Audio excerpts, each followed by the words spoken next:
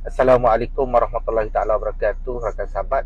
Hari ini kita berada di hari yang keempat dalam kita menjalani ibadah puasa, yang mana di bulan Ramadan ini, sebagaimana yang kita ketahui telah disebut, diajar oleh Nabi sallallahu alaihi wasallam, telah disebut juga di dalam Al-Quran, bulan yang penuh keberkatan sebagaimana yang disebut oleh Nabi sallallahu alaihi wasallam, idza jaa Ramadan futihat abwabul jannah wa ghulliqat abwabun nar wa suffidat syayatin.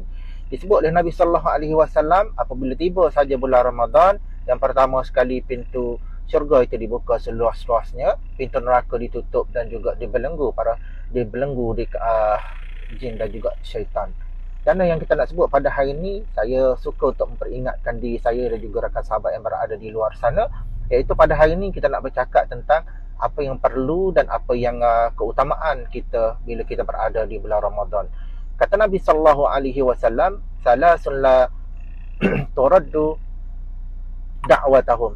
3 perkara yang tidak akan ditolak doa. 3 golongan yang tidak akan ditolak doa mereka, iaitu yang pertama al-imamul adil, pemimpin yang adil, dan yang kedua disebut juga wasaim hatta yuftirun, wasaimun hatta yuftirun, orang-orang yang berpuasa sehinggalah mereka ini berbuka.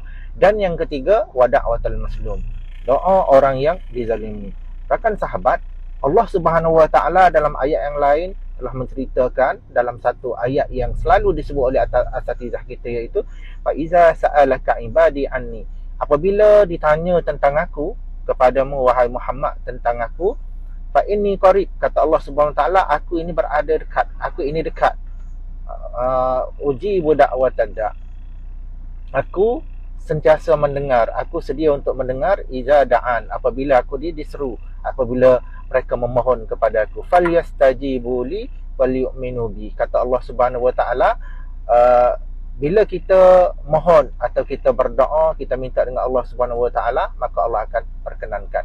Jadi sama-sama kita tanya diri kita, rakan sahabat, adakah kita ini nak menjadi manusia yang cukup sombong? Kenapa? Allah menawarkan dirinya untuk nak memperkenankan doa kita. Dan Nabi SAW sebut juga ada 3 golongan yang doanya tidak akan ditolak, iaitu yang pertamanya pemimpin yang adil, dan yang keduanya orang yang berpuasa sehingga dia berbuka, dan yang ketiganya adalah orang yang dizalimi. Jadi kalau kita rasa kita tidak punya masa, kita rasa kita tidak pernah cukup masa untuk berdoa, maka kita sebenarnya menjadi seorang yang sombong. Sombong bukan dengan diri kita, sombong bukan dengan rakan sahabat kita, tapi kita sombong dengan Allah Subhanahu wa taala. Baiklah, sama-sama kita koreksi diri, kita ambil kesempatan. Yang bulan Ramadan cuma ada 30 hari. Hari ini kita berada di hari yang keempat, berbaki lagi insya-Allah dalam 25 atau 26 hari untuk Ramadan pergi meninggalkan kita. Jangan kita menyesal setelah Ramadan itu pergi dalam keadaan kita tidak pun mengambil kesempatan kita nak berdoa. Hari ini rakan sahabat, salah satu daripada waktu yang mustajab untuk kita berdoa adalah sewaktu antara 2 khutbah. Alhamdulillah hari ini hari Jumaat. Lain daripada 3 golongan disebut oleh Nabi yang doanya tidak akan ditolak, kita ambillah kesempatan.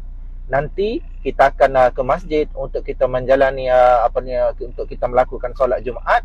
Ambillah kesempatan antara 2 khutbah itu, kita sambung lagi doa kita. Kita pernah merasa puas. Kenapa? Allah sendiri menawarkan untuk nak perkenankan doa kita.